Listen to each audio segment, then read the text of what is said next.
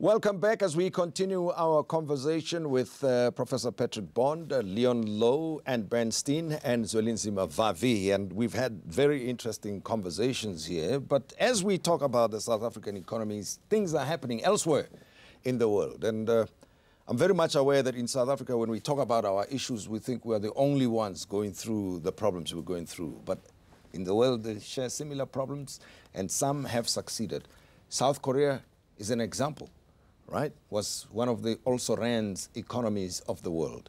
Venezuela was improving and now in dire straits. Patrick Bond, which country do you think we should be learning from or can compare ourselves from and draw lessons from at this time? Well, all of them. Just takes Korea. To me, the solution was to direct investment into winning industries that could make the South Korean economy grow. To do that, they had to nationalize the banks, right? They had to direct credit. They had to move towards electronics and shipping. Venezuela, you mentioned, did, I think, a terrible mistake, the one we made, which was to get too exposed to world commodity markets. So it looked good when I was in Venezuela a couple of times. 10 years ago, oil price $145 a barrel. 2 years ago, it dropped as low as $26 a barrel. Of course, it imploded. And they had, I think, Hugo Chavez, great man in many ways, but he made a mistake by relying on the world economy. So have right-wingers in Argentina recently. So have a dictator in Turkey. And even the Indians now, the last few days, have been roiled by world turmoil. It's a good lesson. It's a lesson that 6 weeks ago, before he died, Samir Amin, Africa's greatest political economist, said we should go back to his book, Delinking, and try to find out how some of the worst tendencies in the world economy can be avoided. And as I said, I think that it will include exchange controls and protection of our basic industries. And maybe, Anne, you're right, we need to have protection against the import of cheap clothing so we can do what existed. You didn't say it, but it's a logic. In other words, to be able to protect the industries that crashed in the 90s, you're going to need to delink and to have local production. As we know, the world is so integrated now that it's going to be very difficult. We saw with the African leaders not coming together on the continent by themselves. They're not their own masters. Just a last point. But then integrating into the credit lines of China. But China did something extraordinary 2 years ago. They had a massive stock market crash, July 2015, January 2016. They imposed quite rigorous exchange controls. We should be learning from that. Okay, well, let me go to the audience here. My name is Lerato from the National Youth Development Agency. My question is that it's quite an interesting moment to have a discussion on the economy, whilst not having young people at the center of the discussion. It therefore says we are having a discussion amongst ourselves when the hardest hit by unemployment, poverty, and inequality is actually young people. The NYDA, amongst other things, has called for the scraping of experience into level jobs into the economy. Because for young people to participate in the economy, they should be employed. And we've not had the private sector or even the politicians going in and supporting that call. So I want to hear from the panel if they are in support of ensuring that young people become actively involved and also ensuring that young people venture more into entrepreneurship. Sure, thank you. Hello, my name is Pumla and I'm a journalist.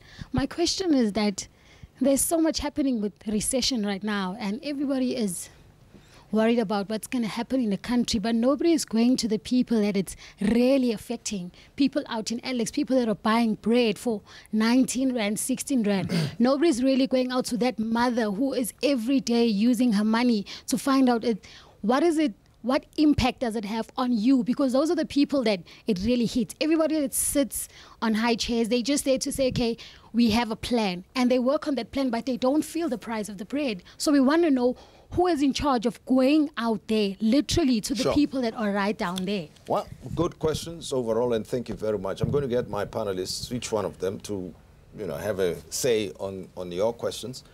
I'm adding my last question. The development of human capital. And in the time when we have the rise of the fourth industrial revolution, meaning that the nature of work is going to change and the skills that we need to participate meaningfully in our economy will also be impacted upon. How do we do it in South Africa? Mr. Vavi. The two challenges that we have left unattended and have done very little to address and confront much more aggressively. The first one is the state of our basic education. I mean, we are in a terrible state. We can't compete with anybody in the South. and our peers everywhere else in the world with far more lesser resources are doing far more better than we can do. That's our first problem. So as long as we don't address that, we're going to have we're going to continue to count statistics from the ILO that says when it comes to youth unemployment, our country is sitting number 3 worse. That's our first challenge. The second problem is that we don't know how to use the SETA. We created this SETA system. We're asking for 1% from every employer to put the money into there.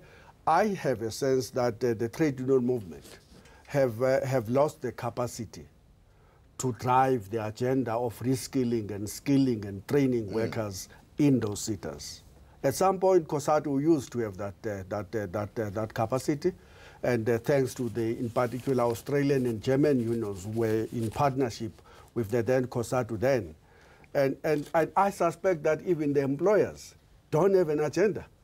We're now encouraging a fly-by-night system to just put in short-term projects and claim money from the SETA system without transforming and addressing the issue that Anne was raising earlier in the discussion. So that's it's become one of our structural problems in the economy as well. As long as we do not have the agenda, and that's why we're starting from SAFTU, we're starting a direct discussion with the manufacturing cycle in South Africa. And one of the issues we're going to raise is that you too have become inefficient. Let me interrupt you there and give you a chance to also have a quick word here as we conclude. So we have 8 million young people aged 15 to 34 who are not in employment, education or training. It's a stunning number. It's more than all the women in the workforce.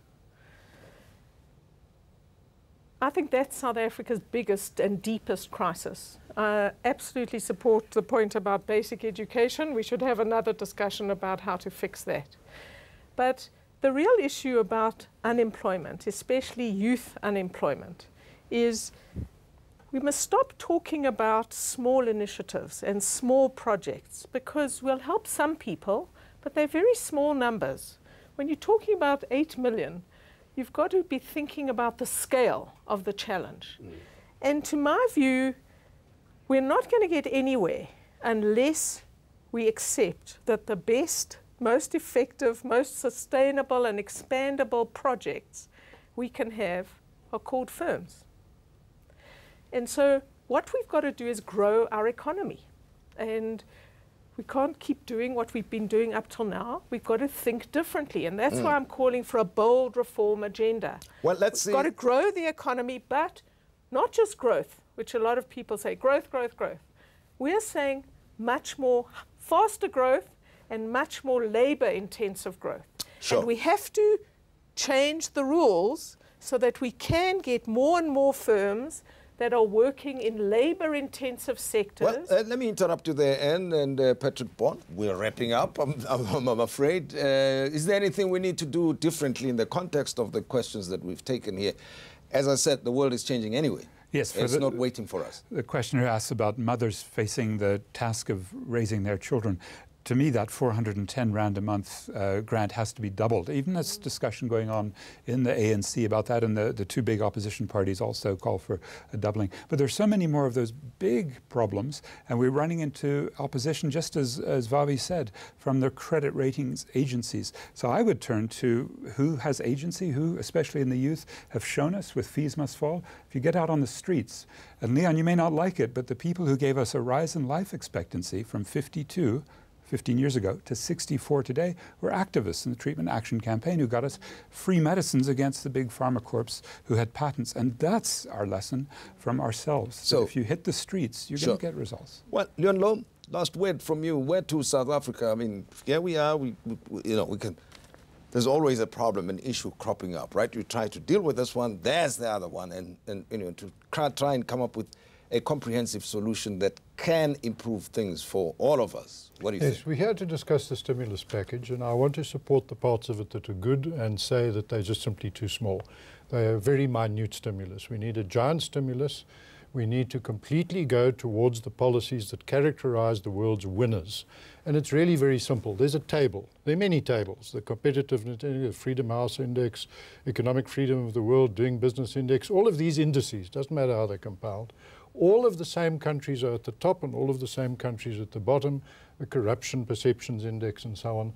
And the countries at the top are the ones with freer economies, less controls. For example, Patrick says he wants tariffs on clothing. Why does he hate the poor so much? I want the poor to get cheap clothing. I want them to get the cheapest clothing the world has to offer. So that's what I would say about the youth. Free the youth, liberate the youth. Sorry, it was your question. So what we want to do is say the countries that are doing well, why don't we emulate them? The countries that are doing badly, why don't we stop doing what they do? It's really that simple. Okay. Optimistic? Yes? No? Optimism from below, where Yeah. I can see activists making a difference and Sure. winning. Optimistic? Pessimistic No? about the elites, for Are sure, you? yeah. Optimistic? I've always been optimistic. I still am, but slightly less so. And? If all those people get out, register and go and vote next year, I think that's important. I'm still optimistic the country can reform and can become a much better place for everybody. It's very difficult, but how do we get forward? There's something that I have to challenge. Notwithstanding everything that Leon was mentioning about the interventions of the government, including the fact that there are 17 million people on government pensions and social grants, the reality is that more and more people are finding themselves trapped in degrading levels of poverty in South Africa. Sure. And that's not propaganda research and of course we need anybody from Statistics South Africa. I can tell you. It stopped at about 2011. Yeah. I can't remember that story even there because the numbers of people that were has unemployed unearthed a lot and in of poverty, challenges that even South at Africa that must deal with. moment, were just extraordinary. So Yeah. I remain optimistic in that the working class, which have had a very important summit of 147 organizations, Let me end it right will there. occupy the streets Okay. and will turn the situation To my guests around. and panelists, thank you very much for having been with us on the show. I appreciate it. And this is a big topic, obviously, and we all are learning from education to healthcare to safety to policies to efficiency in the government to the fourth industrial revolution. The issues are many and varied, but we've got to get out of this situation. Thank you for having been part of the Modise Network this evening, and be sure to tune in next week, Saturday at 6 p.m. From us, good night to you.